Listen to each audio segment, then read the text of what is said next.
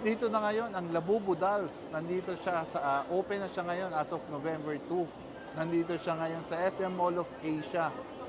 Yung Pop Mart dito sa North Wing. Ayan, makikita natin, no? Ayan yung Pop Mart. Yan yung authorized distributor ng Labubu Dolls. At saka makikita natin ang haba ng pila sa labas. Tapos mula November 2 hanggang November 6, dapat magpa-register ka online para lang makabili ka. Ayan, November 2 to November 6. At saka dito, yung side na to, kung makikita nyo, until January 26, 2025 lang sila dito sa Mall of Asia. Ayan, talagang napakahaba naman ng pila. Sumikat nga pala tong tong Pop Mart kasi ginamit siya ng K-pop, 'di ba? K-pop, Pop Mart, K-pop, parehong pop, 'di ba?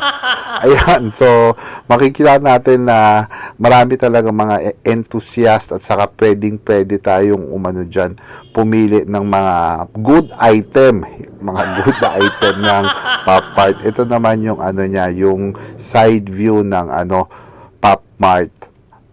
Makikita natin dito na maraming tao, maraming nakikiosyoso, maraming nakikipicture.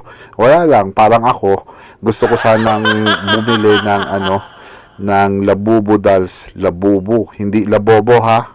Minsan akala ko Labobo. Sabi ko, anong klaseng doll to? Labobo. Anyway, ayan, makikita natin na after November 7, saka pa lang tayo pwede ding bumili. At saka rin, para sa loob ng store mo, makikita natin maraming mga malalaking Labubu Dolls. Talagang pwede kung mangongolekta kayo dito. So, ginawa ko dahil wala nga ako nabili, kailangan pala magpa-register. Baka sakali na lang ako dito sa mga Garfield. Ano ba tong klase mga dolls na to? Parang mga mukhang rin. Siguro ito yung Labobo.